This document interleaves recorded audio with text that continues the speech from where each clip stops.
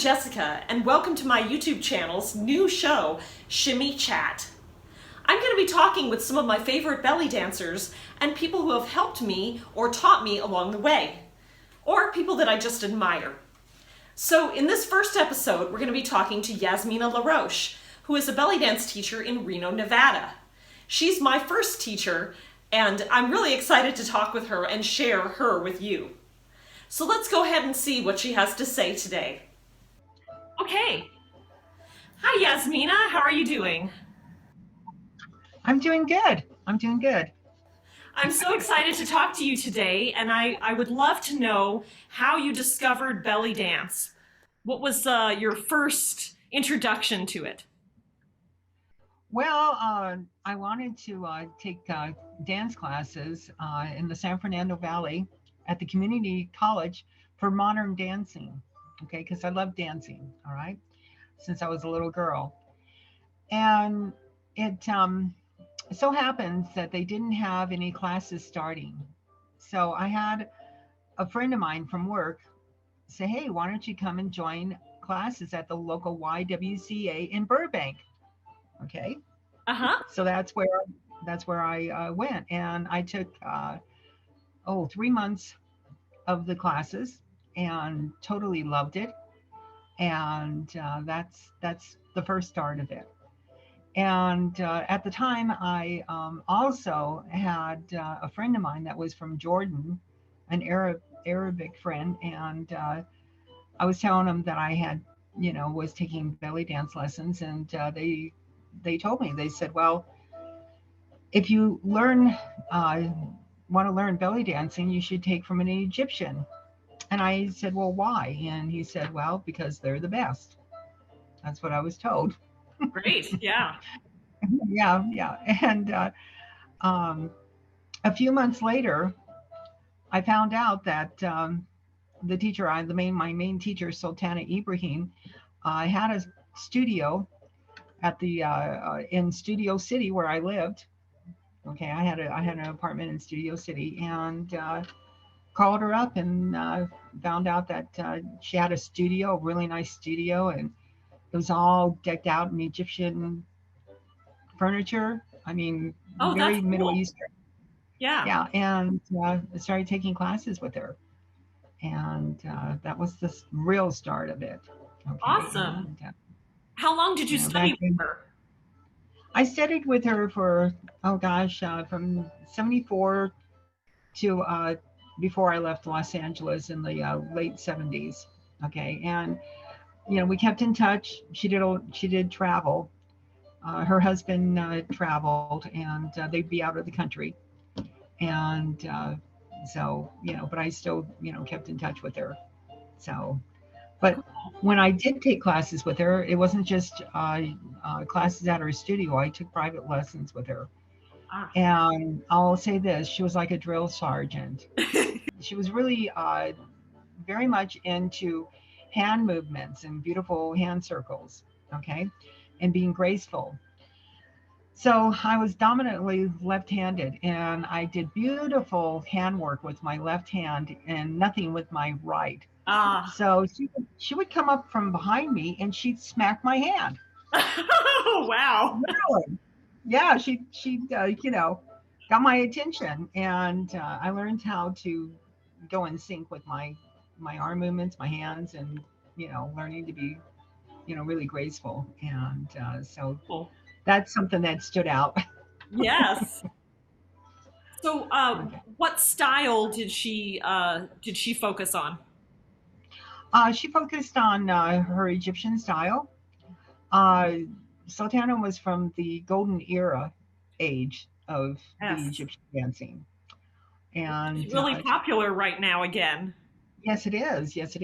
And she had been well versed in the dancing. She had been in the industry for 40 some years before retiring and just teaching and not really performing. The last time she performed was in 1971 in Los Angeles for the it was a benefit that the Hollywood buffs were putting together, and she that was one of her last performances, and yeah, she she was somebody that was not one of the movie stars in the golden era, but she was one of the dancers that was the dancing props, Mm-hmm. her and her two sisters. And she studied with Dea, I'm not pronouncing it correctly, and Samuel Jamal Oh, wasn't her teacher, but they were girlfriends. oh, They used to pair yes. together. Oh, Yeah, wow. they used to go That's, out shopping, clothes shopping, and lunch together. And Jamil Kamal even taught Sultana how to smoke cigarettes. And that was back when they were teenagers. She was older than Sultana, but they were still in their teens. And so she had a lifetime of traveling and performing for royal families. hmm, cool. Uh, Danced for 3 years in India, Oh, where she danced in a theater, and the Maharaji and his wife and all his kids would be in the front row to watch her dancing. wow. And yeah, so and the height of her career was dancing in 1956 for Grace Kelly and Prince Rainier at their wedding reception, Oh, and wow. that's where she met a lot of the Hollywood people, Uh-huh. and that was she was turning 30. Wow. Okay, turning That's 30 and stuff. awesome. Uh, she had at one point in the late 50s, she ran her own talent agent where she would send troops of dancers, of Egyptian dancers, to Paris and back. That was my first teacher. I went on to studying with other teachers. Uh, she was my main person Uh-huh. that was my teacher. Okay, Yes. and I value what I learned from a lot of the other instructors that I went to. Northern California, I met up with this one dance teacher. Her name was Katura. She had her own studio in Sebastopol, California, and I lived in Santa Rosa and got involved in that. And she ran a full studio, and it was really actually a house that she turned into a studio. And I had to audition to get Oh, into really? her. Yeah, I had to audition to get into her Thursday night professional uh, dance class, Oh, wow. which yeah. So that was some prestige. Just have to be able to Absolutely. and stuff. I mean, I was already an experienced dancer, and she needed to see what caliber I was. Right. Okay, and that was fine. That was fine, and stuff. And it was kind of cool. You walk into her studio, and there were two rows of costuming that was made by a very well-known dancer back in the 60s and 70s, and her name was Aziza, Oh, yes. and yeah, she had all these beautiful costumes that she would display at Katura's studio, and Cool. I got to meet Bert Belladine, who lived in Petaluma, and he would stop in Oh, fun. and drop in. Wow. So that was a real treat because one class we all got to have some expertise on Sagat Zil playing Oh, with yes. Bert, and Cool. he was a real sweetheart. So those were things that I got to do uh, after I had left Los Angeles and moved up to Northern California, and so let's see here what. Yes. Who are your inspirations? Who inspired me? My mom, my mother. Hmm. She was my main inspiration for the dancing.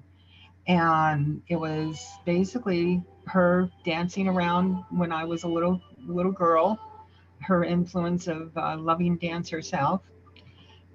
If she had pursued continued on with pursuing her ballroom dancing, I might have become a ballroom dancer and not a belly dancer. Right. But yeah, she was busy raising us kids and all that stuff. So anyhow, but mom was a definite inspiration. And I thought I'd really like ballet. I had my sister take me to see Swan Lake, a big ballet performance. And honestly, I got bored Wow, with how ballet. interesting. Yeah. I know. I guess that's why I liked the Egyptian dancing, because you can actually move your hips and do a lot more than just, Yes. the very pristine. Even though it's a very beautiful art, it just wasn't my thing. So Yeah. I got to, yeah. So I really like that as far as Oriental dancing and discovering. Cool. I mean, Are there any Oriental dancers that you admired, other than your teachers, of course, that oh, inspired you too? oh yes. Over the years, okay. Mesmera for Uh-huh. one. And it's really interesting as I've gotten, through my career and all that stuff. I even have inspiration and admire a lot of the younger generation. Uh-huh.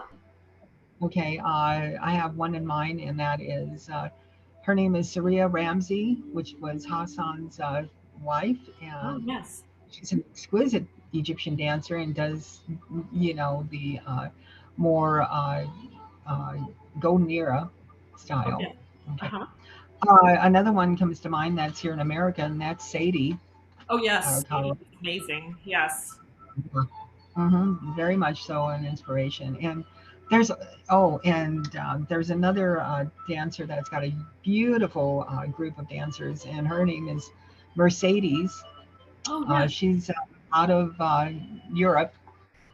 Okay, I'm not sure if it's Ukrainian or where she's exactly located, but I have her on YouTube, and I love her dancing and her girls that dance. And then there's another group, and I can't pronounce their name. They're out of France, Uh-huh. that are really love their choreography and love the way they present it and stuff. And then there's another dancer that I also have inspiration and admire, and her name is Lulu, out of Paris. Oh, okay. And yeah, and she's somebody else that I found on Facebook. There are a lot Cool. That's of great. different, dancers and stuff. So, what is belly dance for those who don't know? How would you describe it to a beginner or somebody who didn't know I would, anything? I would describe Oriental dance. First off, I would tell them that belly dance is a name that came from an advertisement stunt from the Chicago World's Fair in 1893, and the promoter wanted to get the Victorian American people to come see the show at the World's Fair, and it was a promotional stunt. Mhm. Okay, the name belly Yes, dance, and that's just one part of it. I mean, we dance with all of our essence absolutely. of our body. Okay, and it's interesting. I do know that like belly rolls are more Turkish, Oh, where interesting. Egyptians Uh-huh. are more into the hip movements. Uh-huh. Okay, a lot of hip action and how it's felt. Okay, Yes. all right, yeah.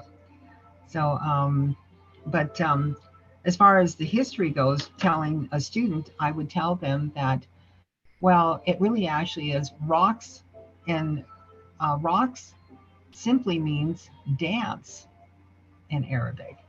And Yes. then Shaki is your cabaret, and then you have Rock's Melody, and you have many other forms of the culture that comes from that country and that region, Yeah. from your Bedouins to your Sahidis to your river, people that live along the Nile. You have river dancing. I mean, you have the oh gosh, if I can pronounce it right, um, the Fellaheen are the river people, and it's Falafi, and it's a hip movement that they do. And then you have the Hajat, which is your up down sway. It's a national movement. I had one of my students that went over to Gaza back in 2012, And we were studying a Zil routine that I had and teaching them to dance the steps.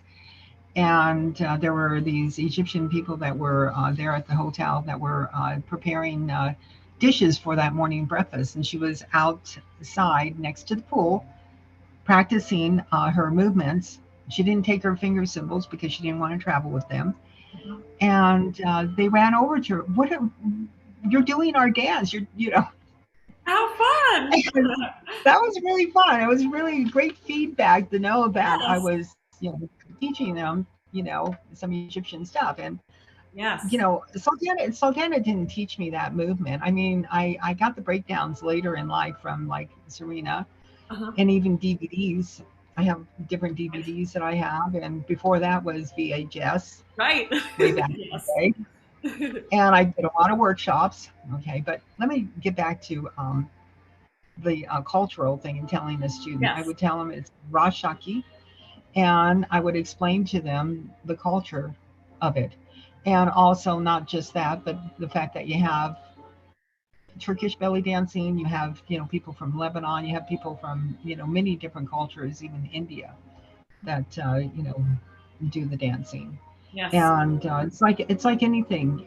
It's a cultural thing, just like if you were doing globally, your Scottish dancing, uh, your dancing here in America, where you have your line dancing, your Sure. that Yes. kind of thing, and many different cultures with their own. It's universal. It is. Dance is definitely universal. Let's see.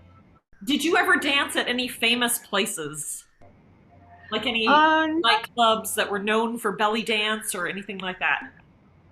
against at the Fez, Oh, at the which fest. was, yeah, oh yeah, yes, I did.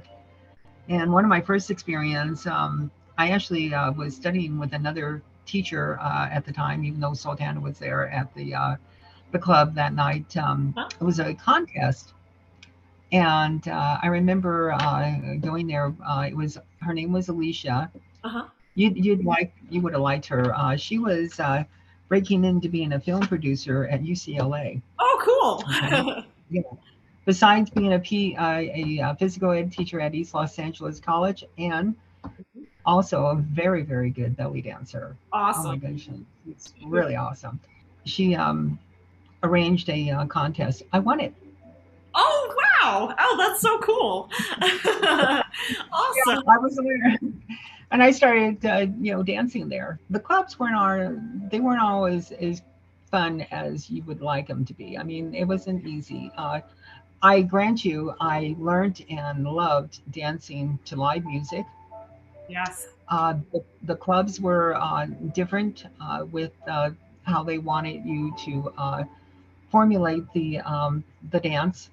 They Uh-huh. had a five-part piece where you would do an intro, veil work, and then a melody that would be a playful melody, and then floor work was very poignant back then, and then finishing up with a finale like a drum piece.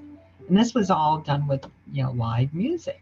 Right. So yeah, And that sounds like a so long set. Like, how long would that take? 45 minutes. 45 minutes. Wow. Yes, That's a and long that could be time to done. dance. Yeah, 45 minutes, and you would rotate with the other dancer. Uh-huh. Like they would do two sets on Friday, and you'd do three, and then you'd do two the next day, and then they would do three, and then and then you'd rotate, and that's how they would do it. So one night, one particular night, you'd have three performances, and another night you'd have two, but they were full 45-minute performances. So Yeah. you learned to sneak in where you could take a breath and relax, and shimmies were great for that. Right. Yeah, yeah. So that was the start of it. Tell us about your early teaching experiences. When did you start teaching and how long have you taught? Well, since 94, Okay. 1994, and that was for the Sparks Park and Recreation here in Reno, and well, in Sparks, where you had Yes, come where and we join my met. began and stuff, and I stayed with the Parks and Rec throughout the years. Uh-huh. and change from, one Parks and Rec to, the current one that I had, which is not happening because of the COVID. pandemic. Yeah, mostly at the Parks and Rec is where I started. And when I did start, I really kind of fumbled through learning how to do the breakdowns and teach it to everybody. And some of the tapes, actually, some of the learning tapes that I bought back in '95, I hosted Mesmera in '95. Brought her in to do a workshop and teach, and she had some very helpful learning tapes that Oh, that's great. Uh-huh. yeah, it really was good because it helped with learning the breakdowns. Sure. And from that I took in the future I took many different workshops. And sometimes the workshops I what I'm going to tell you about workshops, I took whatever resonated with me. Yes. Okay, Yep. I wouldn't totally follow somebody's script, but I would take certain things that resonated for me. So that So was early on. when you decided to teach, was it just because you had such a passion for the dance and you loved it, and so that's why you wanted to teach, or did you fall into it, or like how did your teaching come about? Well, it started with in '94. Well, it started in '94. Being a member of a nonprofit organization, Bellydance. It was Northern Nevada uh, Bellydance Guild, is what it was, and it Okay. was a group of dancers that came together. Members. Some of them weren't dancers; they were just members, Uh-huh. and I'd, I'd say that, because of my background of being a dancer and coming from Los Angeles and Hollywood and all that stuff, I kind of pressured to teach. Oh. Being Oh. asked what I teach and that kind of thing. So, I mean, it started then. And I only taught on one night a week. Uh-huh. I was working full time, raising teenagers. In '95, we switched names of the guild, and I became president. And we brought in Mesmera one part of the year, middle of the year, and at the end of the year, we brought in Susana Del Vecchio. Oh, She's okay. from Colorado, and she was back then a very popular dancer. And so that was another good event, and I learned a lot of being president and being involved in Sure. the production of it and overseeing that, from learning to become nonprofit, finding out that it didn't cost that much to be a nonprofit organization here in Nevada back then, and doing open floor nights. We started where we were at a it was a sports bar. It wasn't really a real restaurant. It served mostly pizza and things like that. But they only had us dancing, performing, and this was for just about anybody that would like to come out and dance, Uh-huh. mainly belly dancing. And so we had different, dancers, different people coming in and performing and dancing, including myself. And that was throughout '95. And uh, it went on from there. I mean, I've done a lot of events. I've sponsored a lot of events, not just, for the guild, but other events. Okay, so what unexpected things did you learn while being a dancer? Like, such as, did you have to learn how to do your own costuming or sewing or, like you said, producing events? Things you didn't expect to have to learn. Well, costuming, at first, I really didn't do my own costuming. Sultana actually uh, made me costumes. Oh, And yeah, yeah, some of my original costumes with real chiffon, uh-huh. not the synthetic, but the actual real chiffon. So I had beautiful full skirts back then, Yes. and belts and bras and that kind of thing. It was later that I got into making my own costuming. Oh, okay. And uh, oh gosh, I'll give you a good example. Taking a pre-done mash coin top to Uh-huh. put on a bra. Yeah. Uh, 6 pound fishing line works really good. Oh.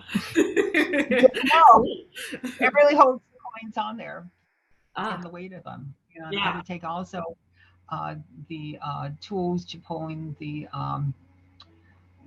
chains apart and customing it to the bra. So Uh-huh. that was self learning. Okay, I learned how to sew and bead a cabaret costume with the glass fringe. Okay, I did. I would go to events in Northern California to Rakassah, and that's where I would pick up supplies Ah, of costume. yes. Okay, and so I learned. I wasn't good at the sewing machine and sewing delicate material. To me, that was very intimidating. Okay, so I always had somebody making me harem pants and skirts. And for the Wiggles of the West, which is, we'll talk about them a little bit later, I met a vendor named Galina, and she made up beautiful harem pants. And yeah, so I would, I'd find people to do that kind of sewing for me. But the other sewing, the hand sewing, Uh-huh. I did all that myself. Cool. And the Yeah. only thing I didn't really learn to do were I didn't learn how to make palettes, which I see you have dabbled in that, which is great. Okay, because my Sultana, my teacher, Yes. she had at one point in her career, she traveled for 5 years with her musicians, her Egyptian musicians. Ah. She had over 65 costumes in a Uh-huh. trunk Wow. that she would haul around, Yeah. besides the musicians and all the, and they had a talent agent that they would, but yeah, she was very good at doing all her own palettes, designs on her Yes. costuming. And she not only did that, but she would design herself dress suits where she would have Wow. a complete jacket and palettes on the jacket. Oh, Okay, these cool. beautiful floral, sequin, individual hand sequins, all made up, yeah, and a floral. Yeah, yeah, very talented in her sewing, and she was a very she was one of the greatest Sagat players Oh, in really? Jerusalem. Oh, yes. Yes, Cool. in the day. So, what style of belly dance is your favorite? Well, Egyptian. What can Egyptian. I say? Uh-huh. Yeah, I was weaned on it, and I mean, I like all the different styles. Any form of good art, somebody Yeah. that's performing, and it's their uniqueness. That's one of the things I teach in class is to discover your own uniqueness. I don't want anybody being a copy of me. Right. Okay, I want them to be able to find their own uniqueness in the art because we're all individuals. I love that. Okay, but Yes. yeah. Tell me, do you prefer improvisation or choreography and why? Okay, for myself, improv, improvisation, and it was because I was taught that way. So Tana, it was all about improving and being able to recognize the different sounds in the music, the different instruments, and knowing what to do with them. Okay, Yes. and to incorporate your movements with the musicians and the music. Okay, choreographing. Um, what I like about choreographing is for uh, the students. Uh-huh.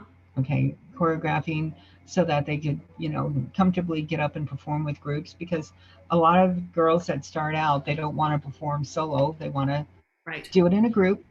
Yep. Okay, and it's interesting. I know that there are some dancers that prefer dancing in a choreographed group instead of solo, and Uh-huh. vice versa. Some people that don't even want to do group performances. Right. Okay, and Yep. this is also an individual choice that we Yes. all choose. Yeah. Okay, so that's I love choreographing for the students. I've even custom choreographing for individual students. Oh, Okay, cool. that had special events that they were going to, perform in, Yes. and gave them the guidelines and the breakdown, and gave them suggestions. Sometimes I had them help me put together what they wanted. Okay, not just Cool. all my own input, but have them, put some input themselves, not just me. Okay. Right. Have you ever danced at a Renaissance fair?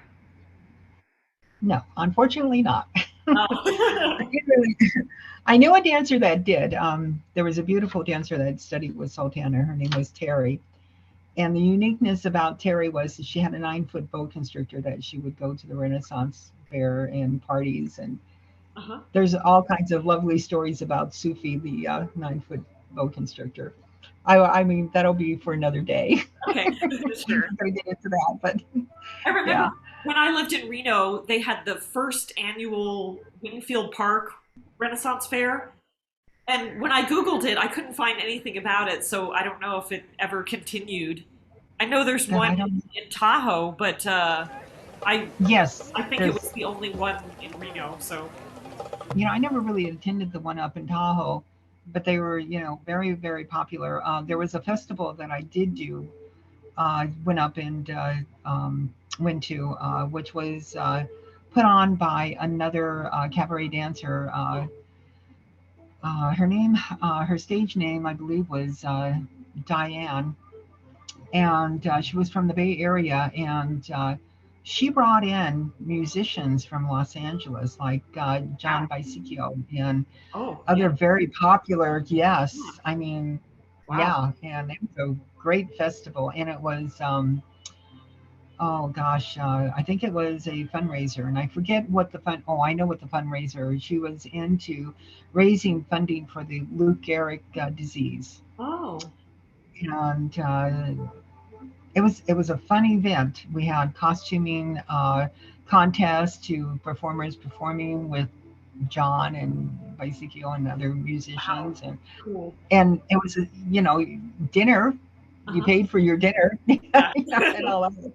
Yeah, and stuff. And so that was, yeah, that was a while back, but that was something that Diane would do yearly. We kind of touched on this with the clubs, but have you danced in restaurants, and what do you think about dancing in restaurants?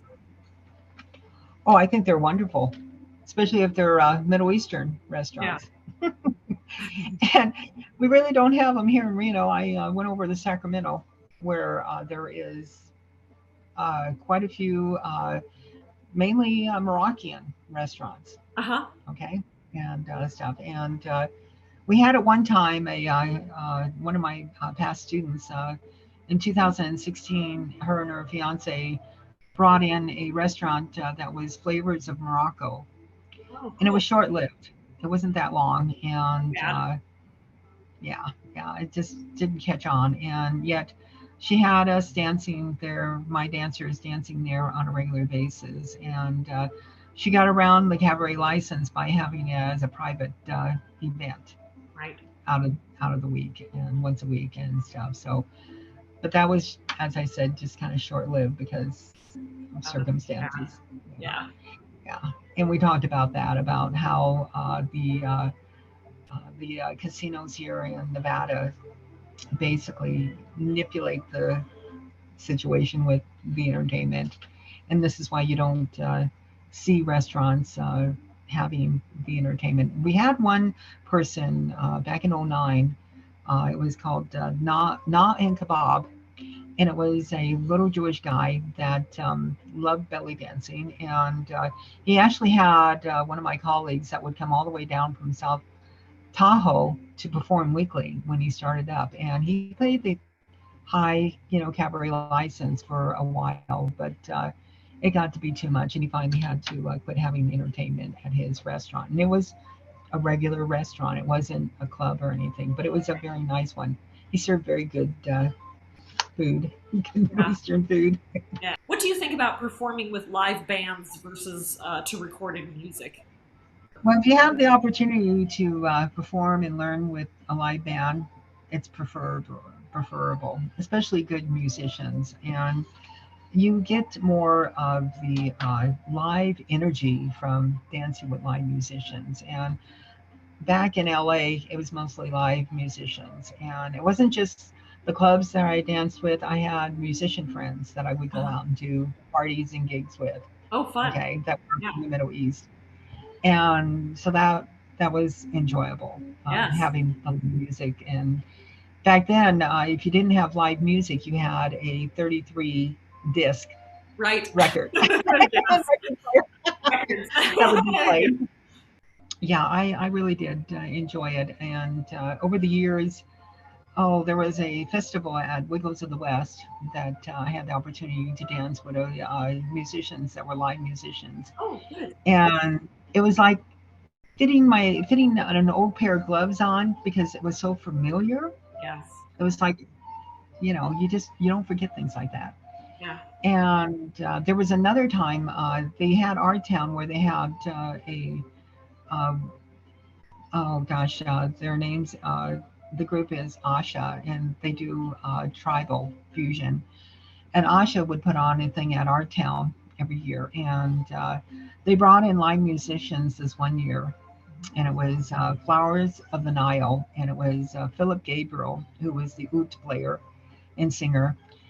And I had the opportunity to dance with them. Now, I didn't have any pre communication with them or any of that of what kind of music I was going to be dancing to Oh, or what they were going to do. So I came out and wore a beautiful palet sequin dress and hip scarf and had my finger cymbals. yes. And their tempo of playing the music was slow. Oh. So what I did was when I came onto stage, I started playing my finger cymbals faster. And Ah, they're like, oh, she knows something about this. So I had them bring up the tempo so yeah. that I could, yeah. And that was a lot of fun. I mean, That sounds I was able to communicate with them yeah. through, my zills and Yeah. through, letting them know that, hey, guys, you're playing too slow. Let's, bring this up a notch or two. So yeah, that was Awesome. a lot of fun. I love that. It's so great. Yes. What are some of your favorite belly dance memories? Performing in Miami and Florida Oh, on live stage, full stage. It was interesting music. It was live music, but it wasn't Middle Eastern music. It was Bar Misfit. I oh, had a live Jewish pit band, and I was opening act, and I would come out 3 times a day, in middle of the day, and then dinner time, and then evening time, being the first act. And uh, I was in my 20s, and that was a good experience. And the experience was having butterflies before getting dancing onto stage. I'm Okay, sure. literally, yeah, and stuff. And it was a 20-minute set, and halfway through it, I would dance my veil off. And the most exciting thing, they would darken the stage, and I would have a spotlight Cool. follow me around on stage while I was doing my veil work. Uh-huh. Okay, so that was very good memories. Yes. Okay, That's very good memories. Okay, and other memories were more recent ones was bringing Mesmer in. It was a lot of work, but I did. Our town sponsored her coming in and also had a show that night. But I put together 22 performances for that night. wow. That's a And lot. that's a lot, and that means that I would be contacting dancers, Uh-huh. having them either send me by email their music, or I had one at the last minute come by my house and give me the music Oh, to wow. download for her. Yeah, but that was fun. And other memories are hosting. Oh gosh, when I was president of Hanifa, I was hosting the open floor nights, and then that was in the mid 90s. And around 2005, I was approached by a restaurant, and they had cabaret licensing and liquor licensing, and I started hosting. I don't think it was every month; it was every other month, open floor for dancers, Uh-huh. and so that was challenging, but it was a lot of fun at the time, and so that was another uh, working dancing experience, and having different dancers that would contact me, or I this back then you didn't have social media like you have now, so you would contact them by email, Uh-huh. communicated by that or by phone, put together that. So that was a lot of fun. So. Cool. Tell us about your student troops, when you formed your student troop, and some of their accomplishments or memories that you have. Okay. Well, the first group I performed was back in the 90s when I had met up with you. And we danced down at the Victorian Festival in Sparks. Yep. And that was good memories. And the first one, I invited some of my colleagues and their students to come dance besides mine. Mhm. The following year, I had mainly my group that did the short 20 minute slot because that's all they gave you. Oh, That was challenging. That yes. was fun, but challenging. They had a bagpipe player that was playing before we went on, and I had to I remember that, go yeah. personally up. I had to go up to him. Can you please stop? So for our performance, because you're a bit loud. But that it was a it was a fun festival and stuff. So that was good. Um, Another time was taking my troupe over to Sacramento because we didn't have really a lot of opportunities here and perform in some of the Moroccan restaurants, that kind of thing. And good memories of the psychic fair. We would perform at the psychic fair. Later on, I had a large group of girls that wanted to dance at Rakassah, and I formulated a 12-minute routine. We came out playing finger cymbals Uh-huh. and very robust, fun routine that I put together. And then we danced off stage, took off the finger cymbals, and danced back in Cool. with music, and went into a different routine and with the canes. Uh-huh. And that was it was exciting. It was pressure because I was dancing in front of mainly my peers. Yes. Okay, yeah, because it's a big, It's a big, auditorium, yes. big Yep. Richmond auditorium in Richmond, Yep. California. And so the interesting thing about that, the experience was some of my students got a little upset with me because I was a bit hard on them. I taught them to be quiet behind the curtain. Okay, you can't be Yeah. jabbering, no gum chewing. Yeah. That's a big no-no. And so we would practice ahead of time back at my studio on Yep. how to get on and off Yep. the stage and how to, present yourself in that respect. Yep. So some of them were like, wow. And they all wanted to do this. So I'm there, okay, well then I'm going to make you guys come up to the plate and do it. You're not going to, be able to get away with these little extra things that, would not be appropriate. So, Right.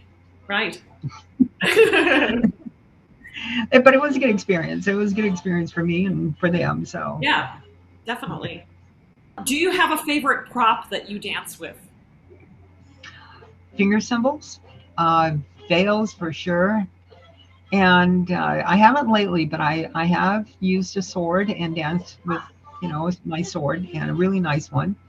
Not double swords or anything, just, particular, one sword. And Ashley at the psychic fair, I put together a nice choreographed piece that me and, some of my dancers danced with the swords, and that was fun. Cool. Yeah. I love sword. It's my favorite prop. Do you have a favorite song to dance to? Not necessarily. I favor the songs that were composed back in the golden age, Uh-huh.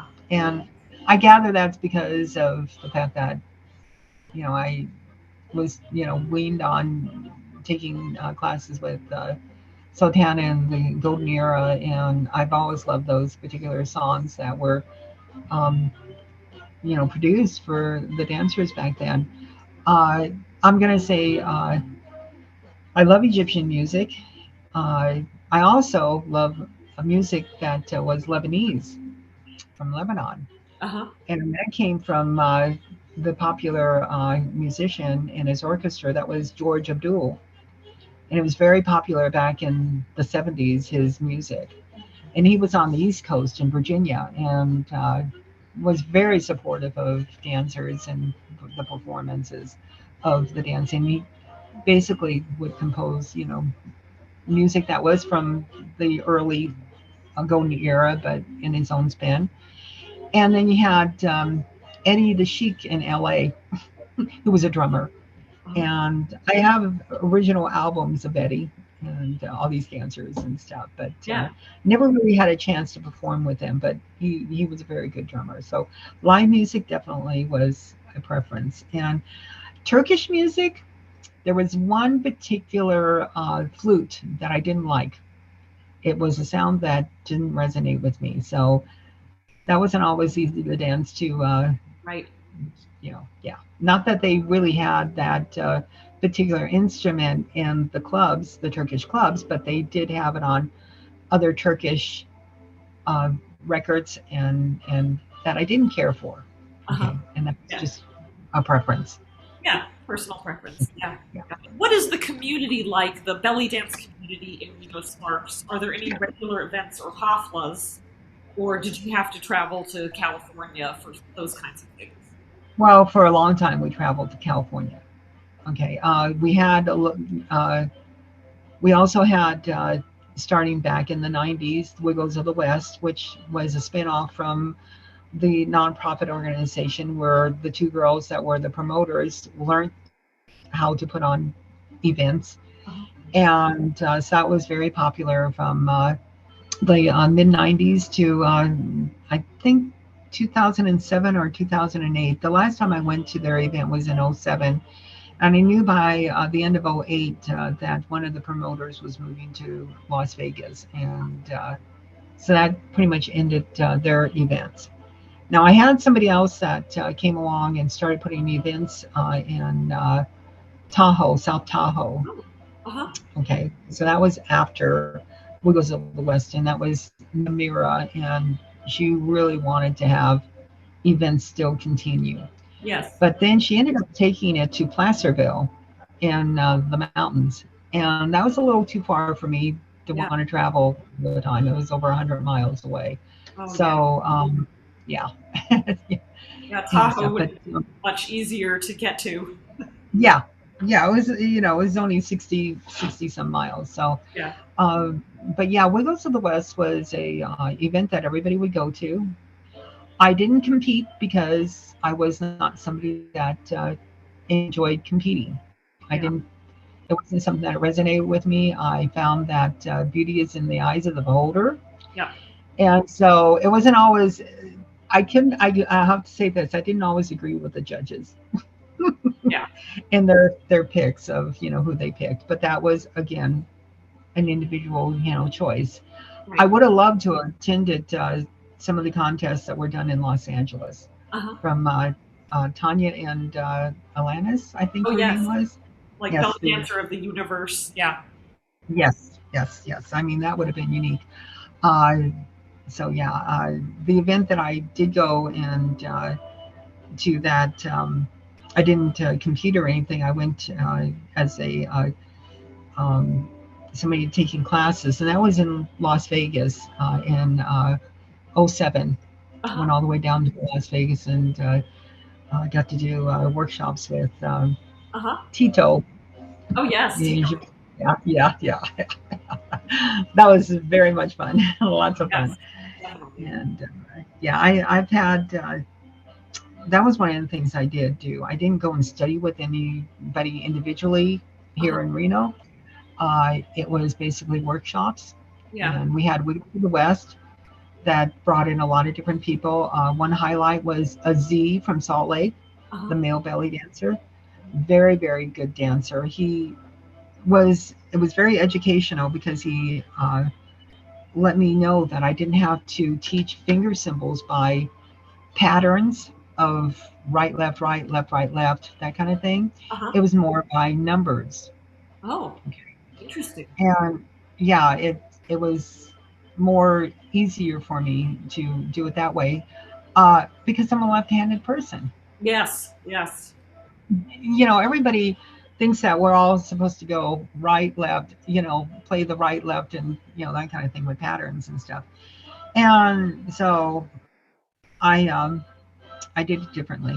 I did it with numbers, and yes, I would put in, if you were dominantly right, you'd want to start with the right and dominate with the right compared to the left, that kind of thing and stuff. And kept the patterns pretty simple, didn't make them complicated.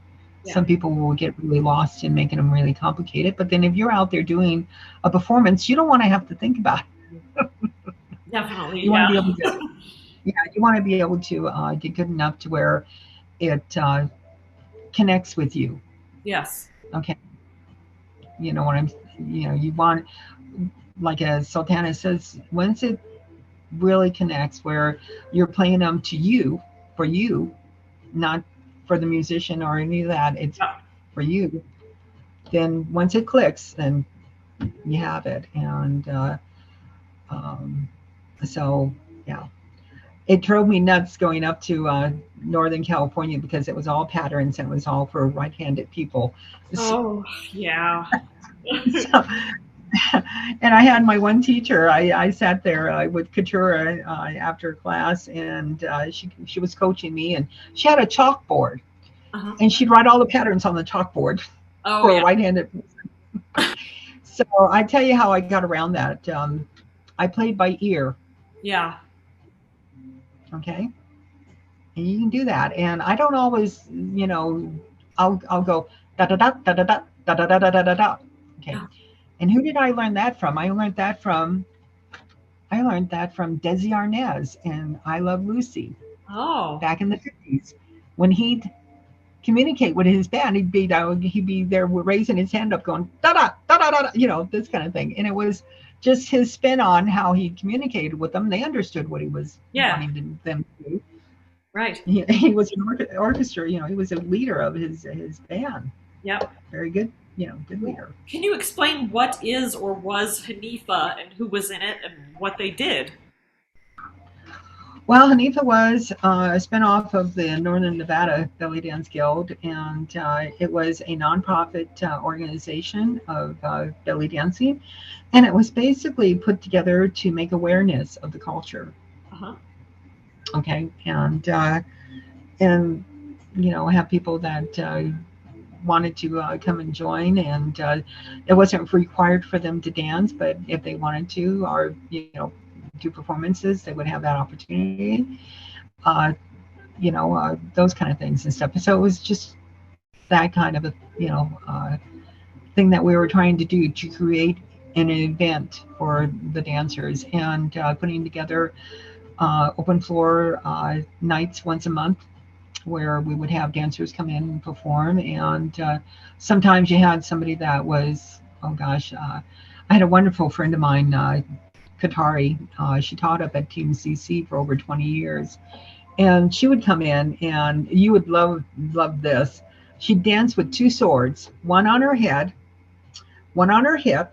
Awesome. And she would have goblets of these glass goblets that she would stand on, three of them, on a silver, not a silver, but a plate, okay, where she could easily, and she'd get up onto these goblets balancing the swords. Wow. She was very much into, a lot of different props. And back then, she got a job at the Flamingo casino performing her dancing. Cool. And I know a lot of it had to do with the fact that she was so versatile in her props and her dancing. Oh, yeah. Yeah, that was really a wonderful opportunity. But really, after the 80s, the casinos really up here didn't really promote it like they did before that. Oh. And mostly down in Las Vegas. Did you ever travel to any special places specifically to perform or to learn? Well, being here in Reno, basically California, I would go, to over, not just to the Bay Area. I went to Sacramento and would do workshops where a teacher, well-known teacher, Jodette Johnson, would put on fundraisers for the homeless. Oh. And she would get teachers, very top noted teachers, to come in and teach. Oh, wow. And you had I met a lot of different teachers going to her events. Okay, and also, oh, one time I was a judge, and being a judge is not easy. Yeah, Yeah, I yeah. So yeah, so that was not a cup, one of my cup of teas. I mean, I felt that there were other people that were more back then. And this is in, oh gosh, I think it was '01 or '02, maybe not, maybe it was 2000 that I went and, did that. Or it might have been 1999. I can't really remember. It's been a while ago. bet. Yeah. Tell us about any creative challenges that you had as a teacher or as a dancer. Oh, creative challenges. Basically choreographing. Okay. For a group, uh, didn't come easy for me. It never has, but I've learned to navigate through that. And challenges, interesting challenges of, let's see here, putting the music on and driving. This is a good way to get creative because you're in motion. Uh-huh. And another one would be taking a shower because you're in the water. It's a very interesting thing about the challenges of choreographing. Not so much for my solo dancing that I would have fun with. The choreographing, I didn't really choreograph, but I would dance to the music, get really familiar with it, and then incorporate what I wanted to do with it. Uh-huh. Okay, and this was tape music. It wasn't really live music. You know, back, during through my teaching and stuff, and because you really didn't have live music. I did at one time had, and I don't have it on film, unfortunately. I had an Egyptian, young Egyptian friend of mine that came in, and he knew how to play the tabla, Uh-huh. and he didn't have a drum, but I brought my drum, Uh-huh. and I remember towards the end of our festival, our showcase that I would put on, I challenged him with my finger cymbals and Uh-huh. had him play the drum. And Cool. that was a lot of fun because, Yeah. yeah, we, it was just a couple of seconds, and that's when we got in really into good sync with each other. And I was able to play, back and forth with him, and that was a Cool. tremendous amount of fun. Oh, yeah, that sounds great. Another thing challenging would be setting up and being able to construct the class or instruct the class and have them understand what I'm trying to convey with them. Sometimes I would say different phrases so that people would understand it, where other people would understand a different way of saying it, of the movements and how we're putting them together. Um, I would start off with beginners with doing simple combinations for beginners, Uh-huh. and then go into teaching them a simple routine. And then, and I used to do a lot of notes, and I used to, which I have recorded a lot of our recordings, practice recordings I have on YouTube of us getting ready for a performance. So Uh-huh. that would be challenging at times. And the greatest challenge was bringing in different people for events. That was a lot of work and a lot of paperwork, especially when it was for Art Town. Yes. They required a lot of paperwork, a lot of red tape. And even after an event, they wanted a breakdown of your expenses Oh, to, goodness. Yeah. yeah, I mean, really, just stuff that I felt was not really necessary. Yeah. Okay. Yeah. That was, a learning experience, to say the Yeah. least. What are you most proud of in your dance career? Gosh, being a teacher. I have had a tremendous amount of joy of teaching over the years. And being able to have somebody come in and have them learn the different movements and gain self confidence, inner beauty, and just knowing that there is a lot of joy in it.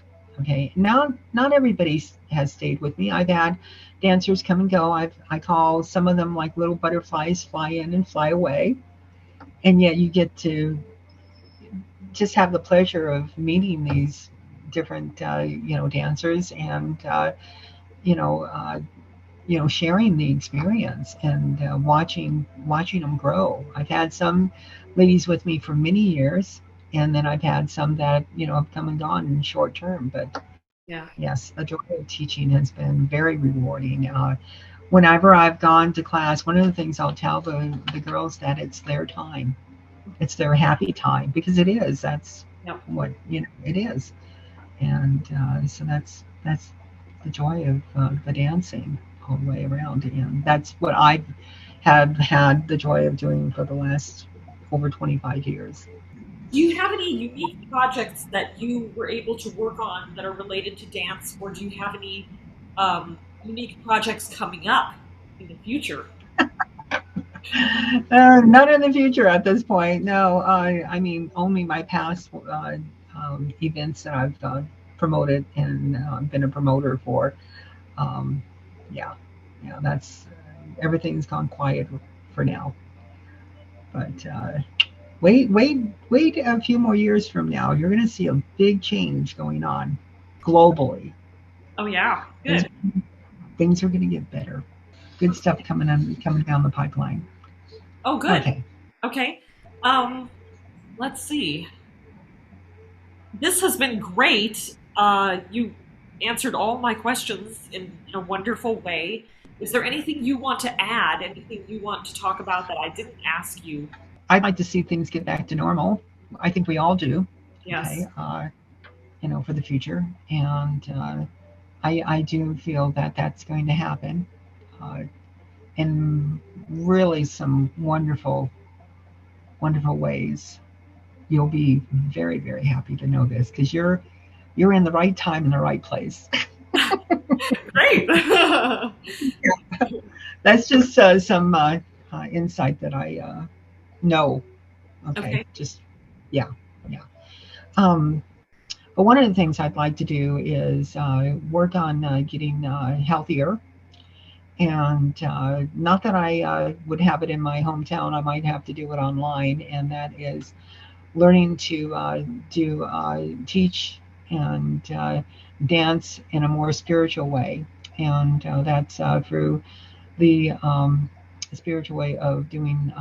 They call it chakra dancing, Okay. and the chakras are from the Eastern beliefs of Buddhism, and many of the different Eastern beliefs. And uh, back in oh gosh, '05, I was looking into doing chakra belly dancing and Uh-huh. teaching it. And I had a place that was a women's wellness center, Uh-huh. and it was called Spiritual Element. And I offered to teach that. And I researched it, and I found dancers in the UK.